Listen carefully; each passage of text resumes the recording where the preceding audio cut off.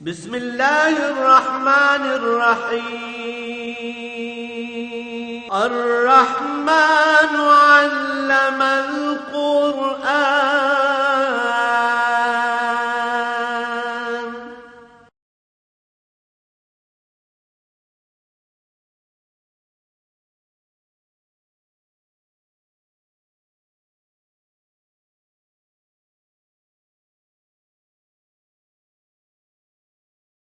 الحمد لله رب العالمين، والصلاة والسلام على حبيبه محمد وآله وصحبه أجمعين. أعوذ بالله من الشيطان الرجيم. بسم الله الرحمن الرحيم.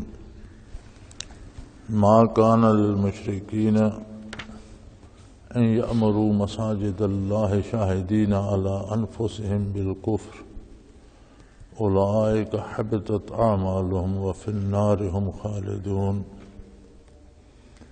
إنما يأمر مساجد الله من آمن بالله واليوم الآخر وأقام الصلاة وآتى الزكاة ولم يخش إلا الله فعسى أولئك أن يكونوا من المهتدين. اجعلتم سقایۃ الحاج وعمارۃ المسجد الحرام کمن آمن باللہ والیوم الآخر وجاہد فی سبیل اللہ لا یستوون عند اللہ واللہ لا یہدی القوم الظالمین. الذین آمنوا وہاجروا وجاہدوا فی سبیل اللہ باموالہم وانفسہم اعظم درجۃ عند اللہ وَأُولَئِكَ هُمُ الْفَائِزُونَ. يُبَشِّرُهُمْ رَبُّهُمْ بِرَحْمَةٍ مِّنْهُ وَرِضْوَانٍ وَجَنَّاتٍ لَهُمْ فِيهَا نَعِيمٌ مُّقِيمٌ خَالِدِينَ فِيهَا أَبَدًا إِنَّ اللَّهَ عِندَهُ أَجْرٌ عَظِيمٌ.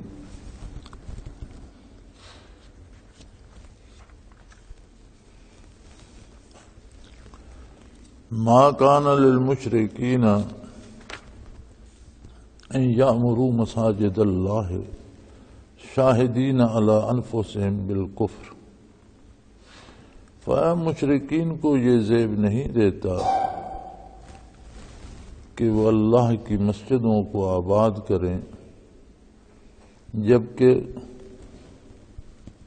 اپنے کفر پر وہ خود گواہی دے رہے ہوں. اولئک حبطت اعمالہم، ان لوگوں کے سب اعمال ضائع گئے. وفی النار ہم خالدون، اور یہ ہمیشہ دوزخ میں رہیں گے.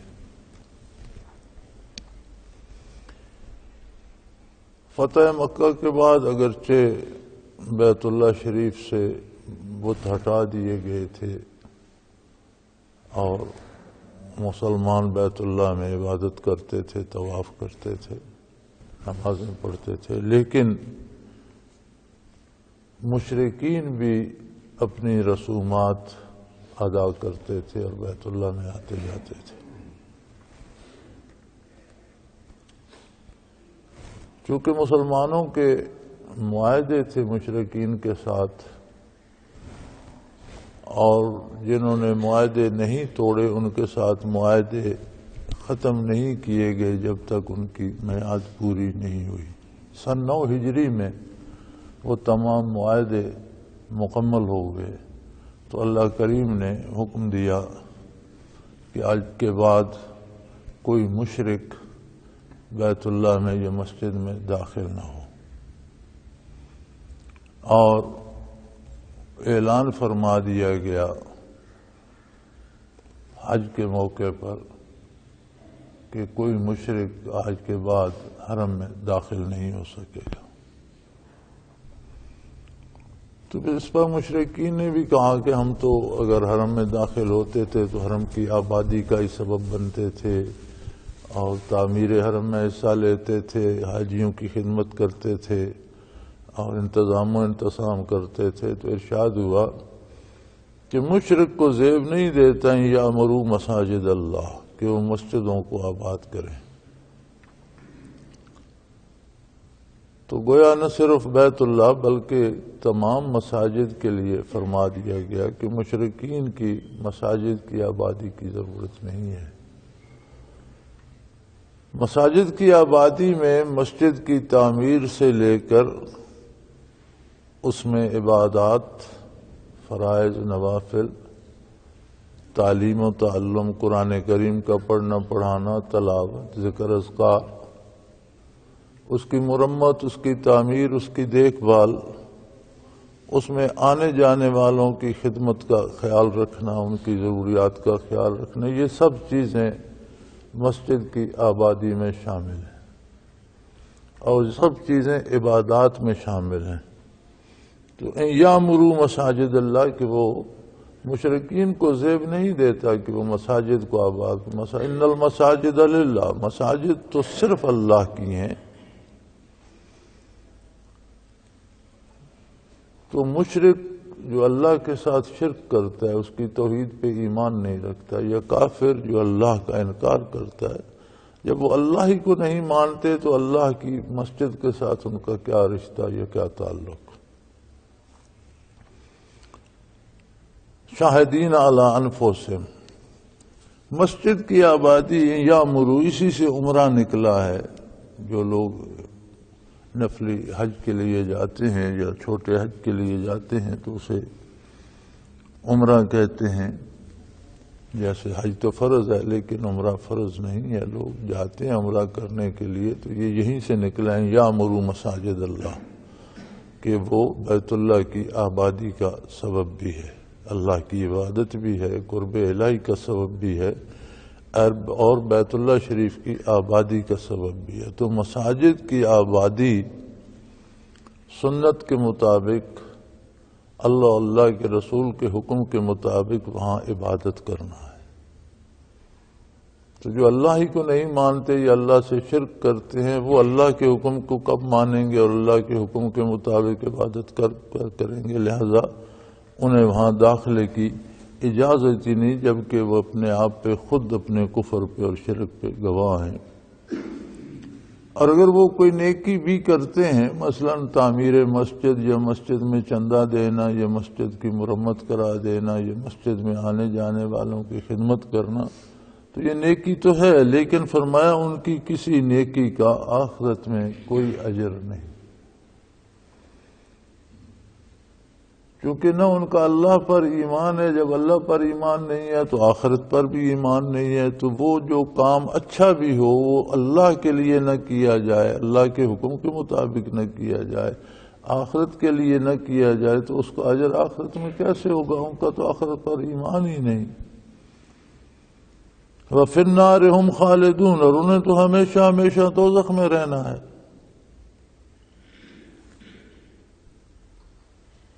تو یہ ضروری ہے، مساجد کی آبادی بہت بڑی نیکی ہے، بہت بڑی عبادت ہے، لیکن ضروری یہ ہے کہ عقیدہ درست ہو اور کردار صحیح ہو۔ عقیدہ بنیاد ہے، عمل میں اگر کوتاہی بھی ہو تو اللہ کریم معاف فرمانے والے ہیں اور اس کی رحمت بہت وسیع ہے، لیکن عقیدے کی کوتاہی جو ہے یہ ناقابل معافی جرم ہے۔ اللہ کریم اسے معاف نہیں فرماتے کہ کوئی اللہ کے ساتھ شرک کرے، اور چھوٹے چھوٹے شرک تو ہماری زندگیوں میں بے شمار ہیں۔ اللہ ہمیں معاف فرمائے۔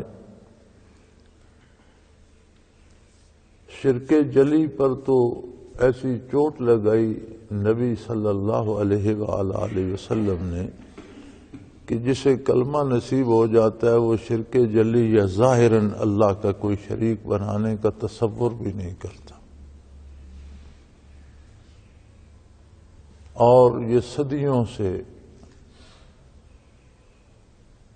ایک قانون بن گیا ہے کہ کلمہ جسے نصیب ہو جائے اللہ اسے شرک جلی سے پناہ دے دیتا ہے، وہ اللہ کا شریک نہیں بناتا۔ لیکن شرک خفی یہ بہت خطرناک مرض ہے، یہ کینسر کی طرح ہے کہ اندر ہی اندر چلتا رہتا ہے۔ شرک خفی کیا ہے؟ کسی سے نفع کی امید پر اس کی اطاعت کرنا اللہ کے مقابلے میں، اللہ کا حکم توڑ کر اس کا حکم ماننا اس امید پر کہ اس سے مجھ کو نفع پہنچے گا، یہ بھی شرک ہے۔ گویا ہم نے اسے وہ مقام دے دیا جو اللہ کا تھا۔ اس سے اگر ہم اندازہ کریں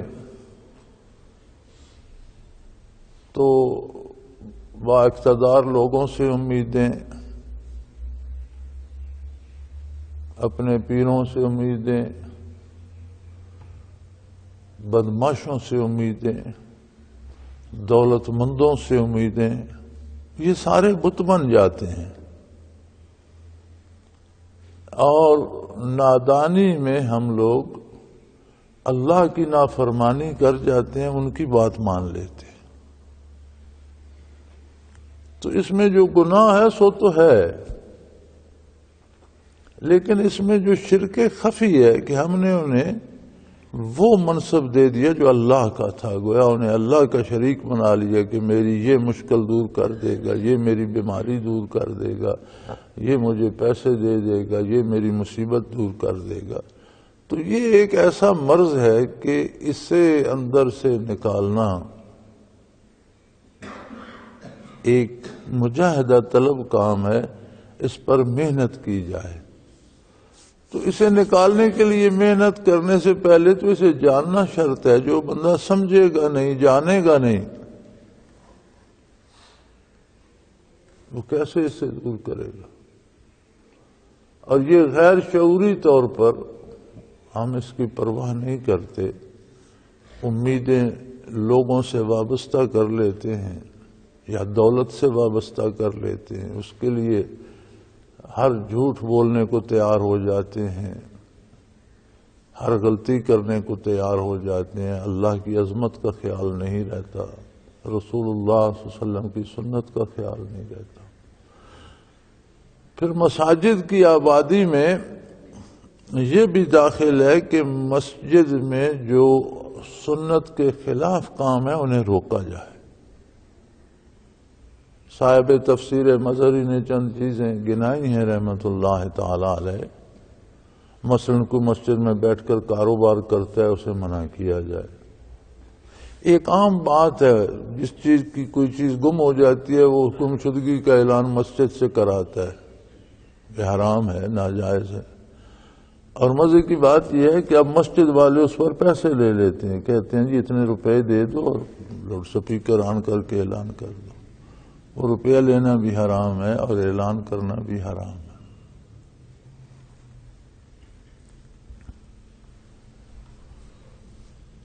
بلکہ ایک حدیث شریف کا مفہوم ہے کہ اگر کوئی مسجد سے کسی گمشدہ چیز کا اعلان کرے تو جو سنے وہ اسے جواب دے کہ اللہ کرے یہ چیز تجھے کبھی نہ ملے۔ یا مسجد میں شور کرنا یا دنیا کی باتیں شروع کر دینا یا جھگڑا کرنا، یہ ساری چیزیں جو ہیں ان کو روکنا بھی مسجد کی آبادی میں شامل ہے۔ اور اب تو اللہ ہمیں معاف کرے، ہم نے اتنی بدعات ایجاد کر لی ہیں جن کی کوئی اصل متقدمین میں نہیں ملتی، اور پھر انہیں ہم دین کے نام پر مساجد میں کرتے ہیں۔ تو بدعات کا، رسومات کا مساجد میں ادا کرنا بھی مسجد کی بربادی میں شامل ہے، مسجد کی خرابی میں شامل ہے، اس سے روکنا مساجد کی آبادی میں شامل ہے۔ تو جو کچھ یہ مشرکین کرتے تھے، اگرچہ بیت اللہ کی تعمیر کا بھی لحاظ رکھتے تھے، اس کے اخراجات کا، وہاں آنے والوں کے ضروریات کا بھی پاس رکھتے تھے، لیکن رسومات تو وہ کرتے تھے جن کا حکم نہ اللہ نے دیا نہ اللہ کے رسول نے دیا۔ تو فرمایا یہ تو مسجد کی آبادی نہیں، یہ تو بربادی کا کام کر رہے ہیں۔ تو یہ لوگ چونکہ شرک کرتے ہیں اور کفر کرتے ہیں، تو ان کی کسی نیکی کا آخرت میں کوئی اجر نہیں۔ ہاں اللہ ایسے کریم ہے کہ نیکی کافر کی بھی ضائع نہیں فرماتے۔ مثلا کسی کافر نے ہسپتال بنا دیا، کسی نے کنواں تالاب بنا دیا، تو ان کی نیکی ضائع نہیں فرماتے، لیکن چونکہ کافر کا آخرت پر تو ایمان نہیں ہے، وہ جو کچھ کرتا ہے دنیاوی فائدے کے لیے کرتا ہے، کوئی نہ کوئی پیچھے اس کے ذہن میں، اس کے دل میں کوئی دنیا کا فائدہ ہوتا ہے، یا شہرت ہوتی ہے، یا کسی مصیبت کے ٹل جانے کی امید ہوتی ہے، یا مال کے آ جانے کی امید، تو وہ اس کے لیے کرتا ہے، تو وہ دنیاوی اجر اللہ اسے بھی دے دیتے۔ آخرت میں کسی کافر کے عمل کا کوئی اجر نہیں ہوگا، چونکہ کافر آخرت کو مانتا ہی نہیں، آخرت کے لیے عمل ہی نہیں کرتا، اللہ اللہ کے رسول کا انکار کرتا ہے، ان کی اطاعت ہی نہیں کرتا، تو عدم اطاعت میں نیکی کیسے ہوگی؟ تو یہ تو وہ لوگ ہیں وَفِي النَّارِ هُمْ خَالِدُونَ جنہیں ہمیشہ ہمیشہ دوزخ میں رہنا ہے۔ کفر و شرک ایک ایسی بیماری ہے کہ جس کا انجام ہمیشہ ہمیشہ کے لیے جہنم ہے۔ انما یامر مساجد اللہ من آمن باللہ والیوم الآخر واقام الصلاة وآت الزکاة ولم یخش الا اللہ۔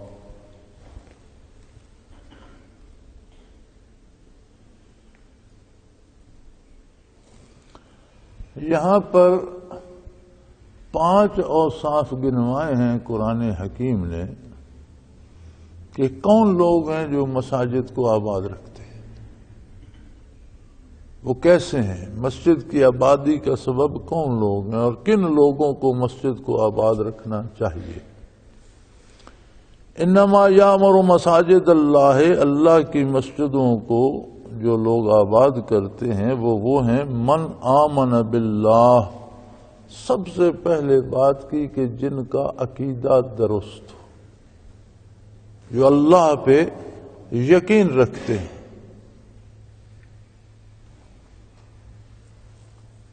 علامہ مرحوم نے کہا تھا بتوں سے تجھ کو امیدیں، خدا سے نہ امیدی، مجھے بتا تو صحیح اور کافری کیا ہے۔ کبھی صاحب اقتدار سے امید، کبھی دولت مند سے امید، کبھی کسی غنڈے سے امید، کبھی خود دولت سے امید، اور اللہ کریم سے تمہیں کوئی امید نہیں رہی، تو پھر اور کافری کیا ہوتی ہے، کفر اور کیا ہے؟ سو پہلی شرط صحت عقیدہ ہے جو اللہ کو مانے۔ یہ بڑی عجیب بات ہے کہ اللہ کی ذات کا انکار کوئی بھی نہیں کرتا، کسی نہ کسی نام سے کافر بھی مانتا ہے، اور مشرک تو خود مانتا ہی ہے تو شرک کرتا ہے۔ شرک تبھی کرتا ہے کہ اللہ کو بھی مانتا ہے اور کسی اور کو بھی اللہ کے ساتھ شریک کرتا ہے تو شرک ہوتا ہے۔ کافر بھی کسی نام سے مانے یا کسی غیبی طاقت کے طور پر مانتا ہے، لیکن وہ ماننا مقصود نہیں ہے۔ اللہ کو ماننا وہ ماننا ہے جس طرح اللہ کا رسول صلی اللہ علیہ وسلم منواتے ہیں۔ اللہ کی ذات اور صفات کے بارے جس طرح اللہ کا نبی فرماتا ہے کہ اس طرح مانا جائے، اس طرح ماننا ایمان ہے۔ ہمارے فقہائے کرام اس میں بڑی تفصیل تک جاتے ہیں، وہ فرماتے ہیں کہ آپ جب بچے کو اللہ کا تصور دیتے ہیں، 2 4 سال 5 سال کا ہوتا ہے، آپ اسے کلمہ سکھاتے ہیں یا اللہ کا تصور دیتے ہیں تو اسے یہ سمجھائیں میں اس اللہ کو مانتا ہوں جس کو حضرت محمد صلی اللہ علیہ وآلہ وسلم جو مکہ مکرمہ میں پیدا ہوئے اور مبعوث ہوئے اور جو ہجرت فرما کر مدینہ منورہ تشریف لے گئے، اللہ کے آخری رسول جس اللہ کو منواتے ہیں میں اس کو مانتا ہوں، اور جیسا منواتے ہیں ویسا مانتا ہوں۔ یعنی ایمان باللہ کی شرط یہ ہے کہ اپنی مرضی سے اللہ کو نہ مانا جائے، ویسا مانا جائے جیسا ماننے کی تعلیم نبی کریم صلی اللہ علیہ وسلم نے ارشاد فرمائی۔ تو پہلی صفت ایمان باللہ. اب ایمان باللہ کے ساتھ جو اطلاع اللہ کے رسول اور اللہ کی کتاب نے دی کہ دار دنیا وقتی ہے، یہاں سے جانے کے بعد عالم آخرت حقیقی جہان ہے، یہ دنیا آزمائش گاہ ہے، امتحان گاہ ہے، اس تھوڑے سے عرصے میں بندے کی پرکھ ہو جائے گی کہ وہ کس قابل ہے، اور آخرت میں اسے اس کا انجام بھگتنا ہوگا. اگر نیکی کی ہے، اللہ پر ایمان ہے، عقیدہ درست ہے، اعمال صحیح ہے، تو اللہ جنت عطا فرمائیں گے، بہترین اپنے انعامات سے نوازیں گے. اور اگر اس نے یہاں غلطی کی، ایمان درست نہ رہا، کردار صحیح نہ رہا، تو سزا پائے گا. تو آخرت کا اگر کوئی انکار کرتا ہے تو یہ بھی ویسا ہی کفر ہے جیسے اللہ کی ذات کا انکار یا اللہ کے نبی کا انکار، ضروریات دین میں سے ہے. لہذا اللہ کریم پر بھی ایمان رکھتا ہو اور آخرت پر بھی یقین کامل رکھتا ہو. آخرت کے یقین کامل کا ہمارے پاس کیا نسخہ ہے، کیا معیار ہے، کس طرح ہم جان سکتے ہیں کہ میرا آخرت پر یقین ہے؟ بڑی آسان سی بات ہے کہ ہم جو کام بھی کرتے ہیں، تجارت کرتے ہیں یا سیاست کرتے ہیں یا اپنی مزدوری کرتے ہیں یا ملازمت کرتے ہیں، کسی سے لین دین کرتے ہیں، کسی سے رشتہ کرتے ہیں، تو سب سے پہلے ہم یہ سوچتے ہیں کہ اس کام میں مجھے دنیا میں میرا کیا فائدہ ہوگا، مجھے کیا ملے گا. کسی سے دوستی کرتے ہیں، کسی سے دشمنی کرتے ہیں، تو ہم یہ ضرور سوچ لیتے ہیں کہ اس میں مجھے کیا ملے گا دنیا میں. اگر ہر کام کے ساتھ صرف دنیا نہ سوچی جائے، یہ بھی سوچ لیا جائے کہ اس کا آخرت میں مجھے کیا ملے گا، تو یہ ایمان بالآخرت کی دلیل ہے.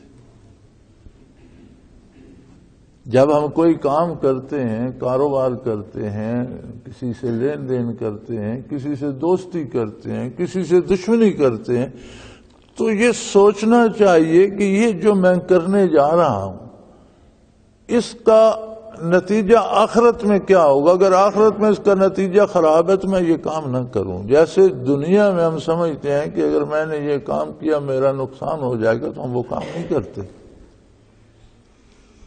اسی طرح اگر یہ سوچ ہمارے ساتھ رہے کہ دنیا کا فائدہ بھی ہو اور آخرت کا فائدہ بھی ہو. ہم نے آج کل تو اللہ ہمیں معاف کرے دین کو مذاق بنا لیا ہے.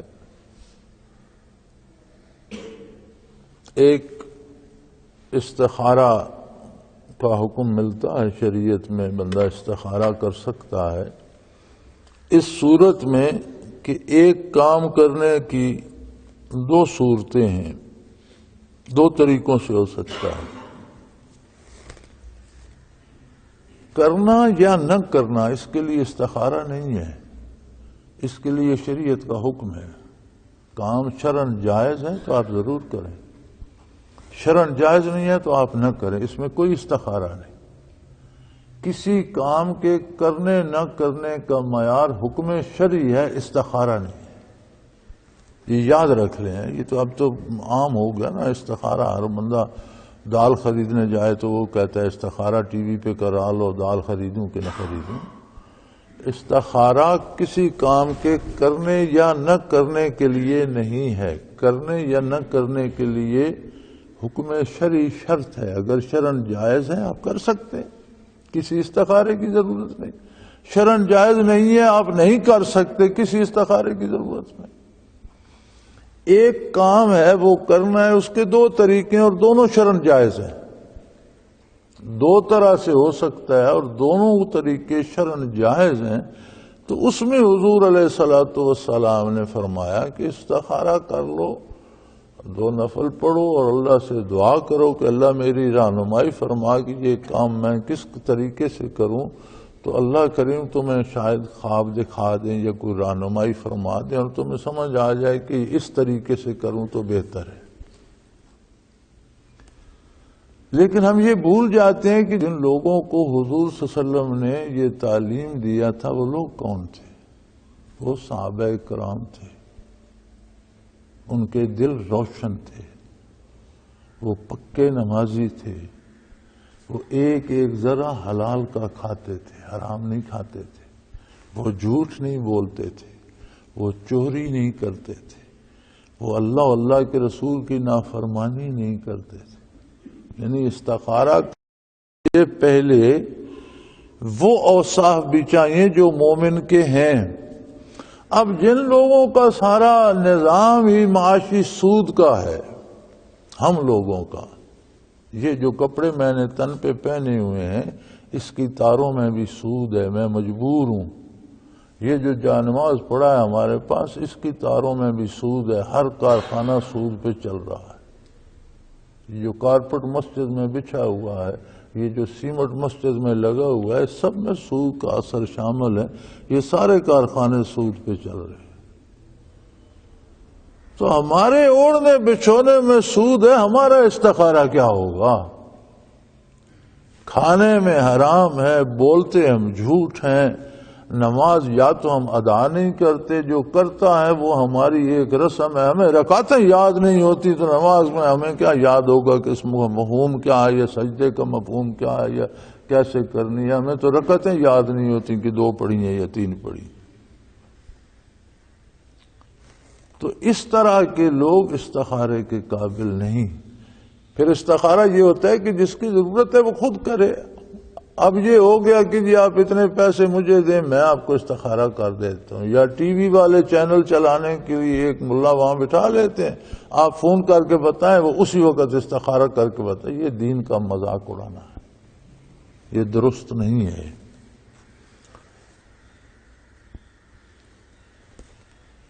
اور بنیادی بات یہ ہے کہ یہ عقیدے پہ زد پڑتی ہے کہ آپ حکم شرعی نہیں مانتے اور استخارے کراتے پھرتے. پھر زیادہ استخارے ہوتے ہیں شادی کے لیے. میرے پاس بھی آتے ہیں خطوط، جی فلاں جگہ بچے یا بچی کا رشتہ کرنا ہے، استخارہ کر کے بتائیں. بچہ بچی آپ کا استخارہ میرے سر میں درد ہے کہ میں کرتا پھروں. پھر میں جواب میں صرف اتنا لکھتا ہوں کہ شرعی طریقہ یہ ہے کہ پہلے بندے کا عقیدہ دیکھیں، عقیدہ صحیح ہے، عمل دیکھیں، اللہ کے ساتھ اس کے معاملات درست ہیں. دوسرے درجے میں دنیا دیکھیں کہ اس کا روزگار ہے، کاروبار ہے، کوئی زمین جائیداد ہے، بچوں کو پالنے کی اہلیت رکھتا ہے تو ضرور رشتہ کریں. بسم اللہ. یہ چیزیں ظاہراً دیکھنے کی ہیں، ان کے لیے استخارے کی ضرورت نہیں. اور یہ شرعی طریقہ ہے.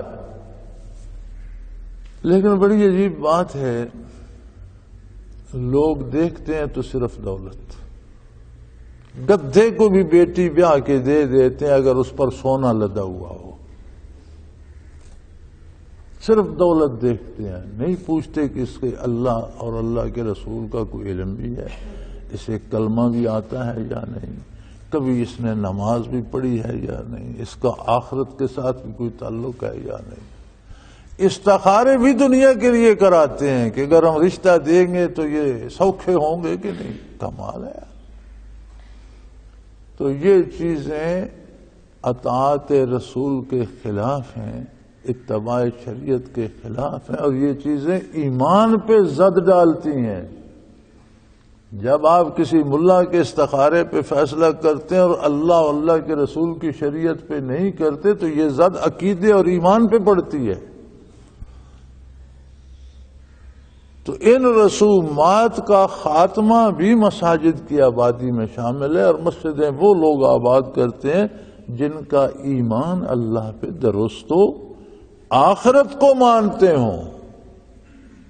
جیسا یہاں دیکھو صرف درمیان میں واو لگائی ہے کہ جیسا اللہ پر ایمان ہے ویسا ہی آخرت پر بھی ایمان ہے. جس پختگی سے اللہ کی عظمت کے قائل ہیں، اس کے قادر ہونے کے قائل ہیں، اس کی ذات اور اس کی صفات کو جس طرح حضور صلی اللہ علیہ وسلم منواتے ہیں اس طرح مانتے ہیں، اسی یقین سے آخرت کو بھی مانتے ہیں، قیامت کو بھی مانتے ہیں، حساب کتاب کو بھی مانتے ہیں، جنت و دوزخ کو بھی مانتے ہیں۔ اور جب یہ مانتے ہیں تو ظاہر ہے پھر وہ اقام الصلاۃ، پھر وہ نماز کو قائم رکھنے والے ہوں۔ جس کا آخرت پر یقین ہے وہ نماز چھوڑ نہیں سکتا۔ بیماری میں چھوٹ گئی، کبھی غفلت میں چھوٹ گئی، ہو سکتا ہے سو گیا اور نہ اٹھ سکا، قضا کر لے گا، لیکن چھوڑ دینا عمدن کہ چلو یہ خیال ہے پڑھی نہیں، فرصت نہیں ہے، نہیں پڑھتے، فرمایا یہ جو نہ پڑھنے والی بات ہے نا، اس کا نتیجہ اگر آپ پیچھے چلیں تو یہ چلتا ہے کہ اسے اللہ کی عظمت اور آخرت پر یقین نہیں ہے۔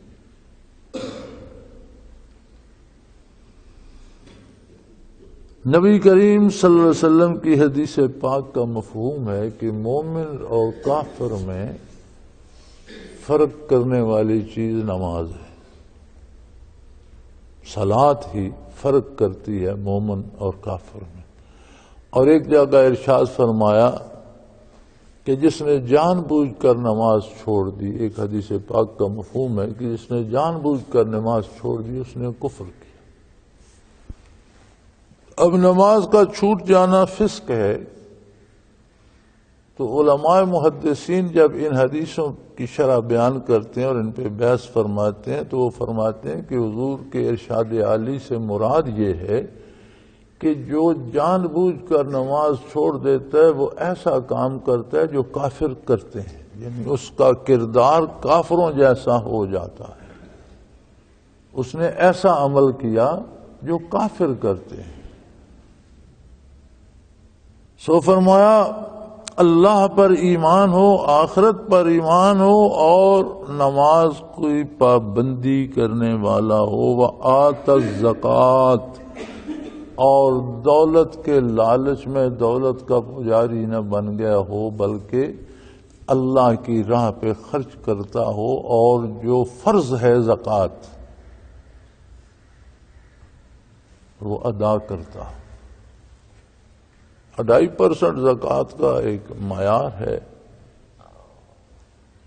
یعنی 100 روپیہ اگر آپ کے پاس ایک سال آپ کی ضرورت سے زائد رہا، جو 100 روپیہ آپ کے پاس بچت میں رہا اور آپ کی ضرورت سے زائد رہا اور ایک سال آپ کے پاس رہا، تو سال بعد اس میں سے 2.5 روپے مستحقین کو دے۔ زکوٰۃ کی مدیں مقرر ہیں، وہ صرف مستحقین کو دی جا سکتی ہے، ہر کسی کو نہیں۔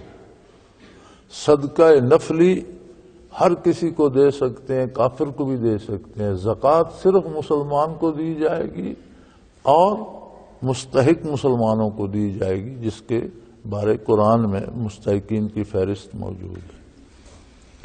سو وہ مال کا اتنا دیوانہ نہ ہو کہ زکوٰۃ بھی نہ دیتا ہو بلکہ زکوٰۃ ادا کرتا ہو۔ اور پھر آخری بات، وَلَمْ يَخْشَ إِلَّا اللَّهَ، اللہ کے سوا کسی سے ڈرتا نہ ہو۔ یہ ڈر تو سانپ سے بھی لگ جاتا ہے، ڈر تو چور سے بھی لگ جاتا ہے، یہ خشیت نہیں ہے۔ دشمن کا ڈر، سانپ کا ڈر، درندے کا ڈر، ڈاکو کا ڈر، یہ خشیت نہیں ہے، یہ خوف ہے۔ یہاں مراد خشیت ہے۔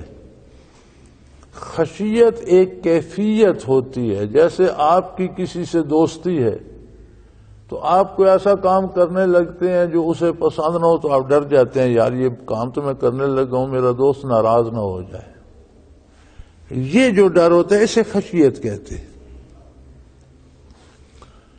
ایک ڈر ہوتا ہے فطرتاً، مثلا دشمن کا ڈر آ گیا، ایک سانپ دیکھا ڈر گیا، درندہ دیکھا ڈر گیا، یا کوئی ڈاکو دیکھا ڈر گیا، وہ اسے خوف کہتے ہیں۔ وہ خشیت نہیں ہوتی، وہ خوف ہوتا ہے۔ خشیت ہوتی ہے تعلق کی بنا پر۔ جب ہم اللہ کے علاوہ اللہ کے حکم کے خلاف کسی کی بات مانتے ہیں تو اس سے ہمارا وہ تعلق ہوتا ہے کہ اللہ ناراض ہوتا رہے، یہ ناراض نہیں ہونا چاہیے، اس لیے ہم نے اللہ کی بات چھوڑ دی، اس کی بات مانی۔ فرمایا نہیں، ایسا بندہ نہیں چاہیے۔ ایسا بندہ ہو جو اللہ سے تعلق ٹوٹنے سے ڈرتا ہو، باقی کوئی راضی رہتا ہے رہے، نہیں رہتا نہ رہے، کسی سے نہ ڈرتا ہو، یعنی اللہ سے اس کا تعلق باقی سب تعلقات سے مضبوط ہونا چاہیے، اور اسے اللہ کے تعلق کے ٹوٹنے کا اندیشہ باقی تعلقات سے زیادہ ہونا چاہیے۔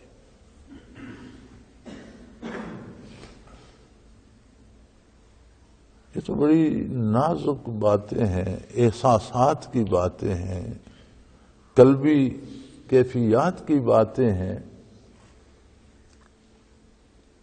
اور یہ ممکن نہیں ہے، میں نہیں سمجھتا، بلکہ میں یہ سمجھتا ہوں کہ ہم نے دیکھا ہے لوگوں کو برسوں اللہ اللہ بھی کرتے رہے، مشائخ کے ساتھ رہے، ذکر قلبی بھی کرتے رہے، لیکن پھر بھی یہ چیزیں ان سے نہیں گئیں، اور بعض کو ہم نے دیکھا ہے کہ یہ چیزیں رہ گئیں اور ذکر چھوٹ گئے، اللہ کی یاد چھوٹ گئی، لیکن یہ دنیا کے لالچ کے وہاں سے یہ مل جائے، وہاں سے یہ مل جائے، ادھر سے یہ رہ گئے۔ آج سے بڑی بدبختی کیا ہو؟ ہم دوسروں کا اندازہ لگاتے رہتے ہیں، ہم اپنا اندازہ لگائیں تو ہمیں سمجھ آ جائے گی کہ ہم کتنا اللہ سے تعلق ٹوٹنے سے کتنا ڈرتے ہیں، اور دنیا داروں سے تعلق ٹوٹنے سے کتنا ڈرتے ہیں۔ تو فرمایا ایسے لوگ مساجد کی آبادی کے اہل نہیں ہوتے۔ ہاں، وَلَمْ يَخْشَ إِلَّا اللَّهِ، سب راضی رہیں لیکن اللہ کی رضا میں۔ جو اللہ کی رضا کے خلاف بات کرے وہ بگڑتا ہے تو بگڑ جائے، ناراض ہوتا ہے تو ہو جائے، اللہ ناراض نہ ہو، یہ صفت ہو بندے میں۔ تو یہ 5 اوصاف ہو گئے کہ مسجد کی آبادی وہ لوگ کرتے ہیں جن کا اللہ سے ایمان درست ہو، قیامت آخرت سے ایمان درست ہو، نماز کو پابندی سے قائم کرنے والا ہو، زکوٰۃ دینے والا ہو، اور اللہ کے سوا کسی سے تعلق، کسی کے تعلق ٹوٹنے سے نہ ڈرتا ہو۔ فَعَسَىٰ أُولَٰئِكَ أَن يَكُونُوا مِنَ الْمُهْتَدِينَ، جن لوگوں میں یہ 5 اوصاف ہوں، اللہ فرماتے ہیں امید کی جا سکتی ہے کہ یہ ہدایت یافتہ ہوں گے، یہ ہدایت پا جائیں گے، ان سے امید کی جا سکتی ہے۔ حتمی فیصلہ نہیں دیا جا سکتا، حتمی فیصلہ وہ خود دے گا، میں اور آپ قاضی نہیں ہیں حشر کے، میں اور آپ طے نہیں کر سکتے، وہ خود طے کرے گا۔ لیکن فرمایا ایسے لوگوں سے امید کی جا سکتی ہے کہ یہ لوگ ہدایت پانے والوں میں سے ہوں گے، صحیح راستہ چلنے والوں میں سے ہوں گے۔ تو اب ہم دیکھیں کہ ہماری زندگیاں، ہماری سوچیں، ہمارا کردار کیا ہے، ہماری امیدیں کس ذات سے وابستہ ہیں۔ چونکہ جہاں امید وابستہ ہوتی ہے اطاعت وہیں کی جاتی ہے۔ ہم کیا اللہ کی اطاعت کرتے ہیں یا اللہ کے نافرمانوں کی اطاعت کرتے ہیں؟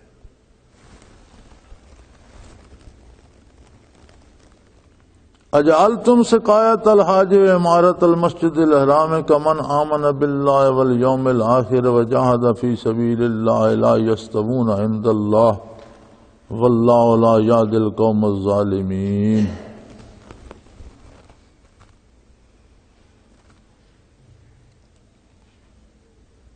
غزوہ بدر میں حضرت عباس رضی اللہ تعالی عنہ حضور کے چچا تھے، بدر میں اسیر ہوئے۔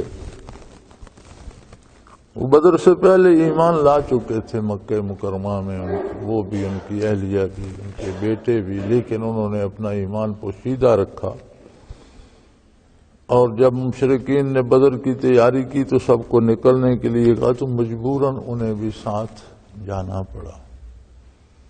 اور میدان بدر میں حضور علیہ الصلوۃ والسلام نے حکم دیا تھا کہ بنو ہاشم کے جو لوگ ہوں ان پر کوئی تلوار نہ چلائے کہ وہ مجبوراً آئے ہیں، وہ خوشی سے ہمارے مقابلے میں لڑنے کے لیے نہیں آئے۔ یہ بھی شہادت تھی ان کے ایمان پر حضور اکرم صلی اللہ علیہ وسلم کی۔ بدر میں وہ قید ہو گئے تو وہ فرمانے لگے، مسلمانوں سے یہ کہنے لگے کہ تم لوگ ہماری صرف خرابیاں دیکھتے ہو، ہم پر عیب لگاتے ہو، ہم بھلائیاں بھی ہم میں بڑی ہیں، ہم نے کعبۃ اللہ کو آباد کر رکھا ہے، وہاں آنے جانے والوں کا خیال رکھتے ہیں، ان کے لیے پانی پینے پلانے کا اہتمام کرتے ہیں، کھانے پینے کا اہتمام کرتے ہیں، لباس کا اہتمام کرتے ہیں، ان کے آرام کا خیال رکھتے ہیں، تو ہم نے بیت اللہ کو آباد بھی تو کر رکھا ہے۔ تو اللہ کریم نے اس بات کا جواب ارشاد فرمایا کہ تم نے حاجیوں کو پانی پلانا اور مسجد کو آباد رکھنا جو ہے اسے اس کے برابر سمجھ لیا کہ جو اللہ پر اور آخرت پر ایمان رکھتا ہو اور اللہ کی راہ میں جہاد کرتا ہو۔ اگر ایمان نہیں ہے تو میرے بھائی کوئی تمہاری نیکی نہیں ہے، اس میں بھی کوئی تمہارا دنیاوی فائدہ ہوگا کہ حاجیوں کی خدمت کرتے ہو تو ان سے کوئی فائدہ اٹھاتے ہو گے، بیت اللہ کی دیکھ بھال کرتے ہو تو اس سے تمہارا کوئی دنیاوی مقصد حل ہوتا ہوگا۔ اللہ کو آخرت کو جب مانتے نہیں ہو تو تمہاری نیکی اللہ و آخرت کے لیے نہیں ہے۔ پھر تم بیٹھ کر مسجد میں رات دن، اگر عقیدہ بھی صحیح ہو اور ایمان بھی درست ہو، عمل بھی درست ہو، اور رات دن مسجد میں بیٹھ کر نوافل ادا کرتا ہے تو اس کے برابر تو نہیں ہو سکتا جو سرے میدان اللہ کی توحید منوا رہا ہے اور جان دے کر جہاد کر رہا ہے اور میدان عمل میں کھڑا ہے، اس کے برابر تو نہیں ہو سکتا۔ لا یستوون، یہ برابر نہیں ہو سکتے۔ تفسیر مظہری میں قاضی ثناء اللہ پانی پتی رحمۃ اللہ تعالی علیہ نے یہاں ایک حدیث نقل فرمائی ہے جو مسند احمد میں بھی ہے، ترمذی میں بھی ہے، ان کے حوالے سے نقل فرمائی، جس کا مفہوم یہ ہے کہ وہ فرماتے ہیں کہ سب سے افضل عمل ذکر قلبی ہے، کہ نبی کریم صلی اللہ علیہ وسلم کی حدیث جس کا مفہوم ہے انہوں نے یہاں نقل فرمائی ہے کہ حضور نے فرمایا کیا تمہیں کوئی ایسا عمل نہ بتاؤں کہ تم ایمان لاؤ، تم جہاد کرو، تم مارے جاؤ، شہید ہو جاؤ، اس سے بھی بڑا درجہ تمہیں ملے، ایسا عمل بتاؤں؟ عرض کی یا رسول اللہ ضرور فرمائیے، فرمایا ذکر قلبی۔ یہ حدیث نقل کر کے قاضی ثناء اللہ پانی پتی مرحوم فرماتے ہیں کہ سب سے بڑا عمل ذکر قلبی ہے، سب سے بڑا۔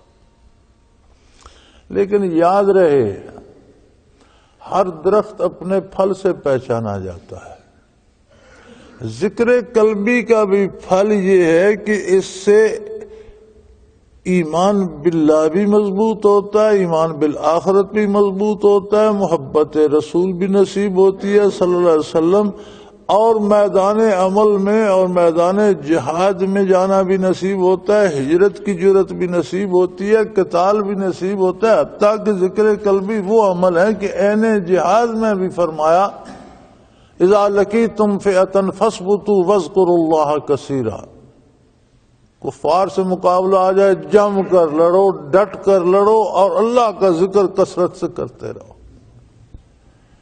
تو فرماتے ہیں افضل ترین کام اور افضل ترین علاج ذکر اللہ ہے، اور اگر کسی کی اس سے بھی اصلاح نہیں ہوتی تو پھر اللہ ہی حافظ ہے، یہ آخری علاج ہے، لائف سیونگ ڈرگ جسے آپ کہتے ہیں، یہ وہ نعمت ہے۔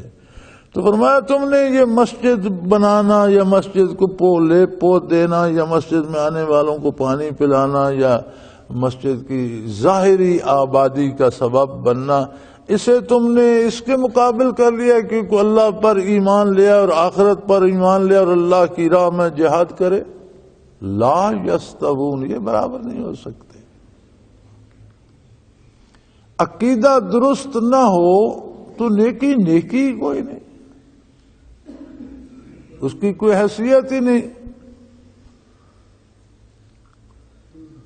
فرمایا لا یستوون عند اللہ، اللہ کے نزدیک وہ نہیں برابر ہو سکتے۔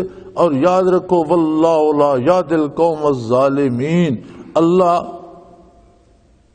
بے انصاف لوگوں کو ہدایت نہیں دیا کرتے، ظالموں کو اللہ ہدایت نہیں دے۔ ظلم ہوتا ہے بے انصافی، غلط کاری، غلط کاروں کو اللہ ہدایت نہیں دیتے۔ اب دیکھیں، انہیں فخر تھا کہ ہم حاجیوں کی خدمت کرتے ہیں، ہم بیت اللہ کی آبادی کر، اللہ پاک فرماتے تم بے انصاف لوگ،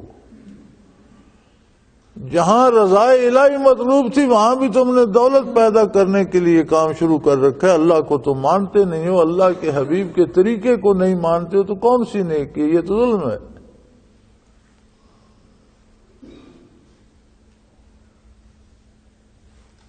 تو یہ سارا قصے ہمیں کیوں سنائے جا رہے ہیں؟ اب تو 1450 سال بیت کے نزول قرآن کو، نہ وہ کفار رہے، نہ وہ مشرکین رہے، نہ وہ عہد رہا، نہ وہ لوگ رہے، ہمیں یہ سنائے جا رہے ہیں کہ یہ معیار حق ہیں، ہم اپنے آپ کو اس میں پرکھ لیں، یہ آئینہ ہے قرآن کریم، اس میں ہم اپنے آپ کو دیکھ لیں۔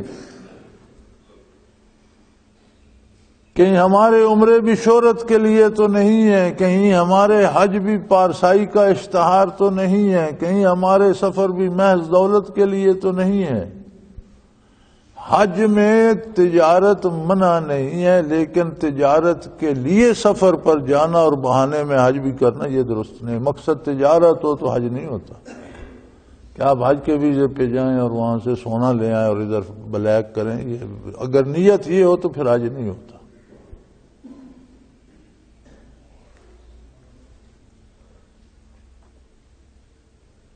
تو فرمایا غلط کاروں کو یا بے انصاف لوگوں کو اللہ ہدایت نہیں دیتے، انہیں کبھی ہدایت نصیب نہیں ہوتی۔ اللہ کریم ہمیں ہدایت نصیب فرمائے، ہمارے گناہوں سے درگزر فرمائے اور ہماری باتیں قبول فرمائے۔ وآخر دعوانا ان الحمدللہ رب العالمین۔ اللہ اللہ اللہ اللہ اللہ اللہ اللہ اللہ۔ حضرت امیر محمد اکرم آوان مد ذلہ العالی دارالعرفان منارہ ضلع چکوال میں سالہ سال سے قرآن و حدیث کے اوپر خطابات کر رہے ہیں اور سلسلہ نقشبندیہ اویسیہ کے مطابق لوگوں کو ذکر الہی کی تربیت دے رہے ہیں۔ وہ قرآن پاک کی تفسیر ترتیب وار بیان کر رہے ہیں۔ تفسیر قرآن کو وہ موجودہ ملکی اور بین الاقوامی حالات کے مطابق بیان کرتے ہیں۔ موٹر وے سے کلر کہار کے انٹرچینج سے نکلتے ہوئے، کلر کہار کی جھیل سے ہوتے ہوئے، میانی، بوچھال اور نورپور سے گزرتے ہوئے دارالعرفان منارہ پہنچ سکتے ہیں۔ حضرت امیر محمد اکرم آوان نے بچیوں اور بچوں کی دینی اور دنیاوی تعلیم کے لیے سقارہ اکیڈمی کے نام سے ایک درسگاہ بھی قائم کی ہے، جس کا افتتاح ملک پاکستان کے صدر جنرل محمد ضیاء الحق نے اپنے دست مبارک سے کیا تھا۔ وہ تمام احباب جو اسلام کی طلب رکھتے ہیں ان سے گزارش ہے کہ دارالعرفان منارہ ضلع چکوال میں امیر محمد اکرم آوان صاحب کے خطابات سے مستفید ہوں۔ وہ ہر جمعے کو نماز سے پہلے بیان فرماتے ہیں۔ ہر ماہ کی پہلی اتوار کو ماہانہ اجتماع ہوتا ہے جس میں آپ خصوصی خطاب فرماتے ہیں اور پاکستان کے چاروں صوبوں سے احباب اس اجتماع میں شرکت کرتے ہیں۔ اس کے علاوہ یہاں سال میں 2 مرکزی اجتماعات بھی ہوتے ہیں، ایک رمضان المبارک میں اعتکاف کا اجتماع اور دوسرا جولائی اور اگست میں 40 دن کا اجتماع ہوتا ہے جس میں روحانی تربیت کی جاتی ہے۔ اپنا خون سیماب دے کر اتنا ہم کر جائیں گے، نام آقا کا چمن میں پھر رقم کر جائیں گے۔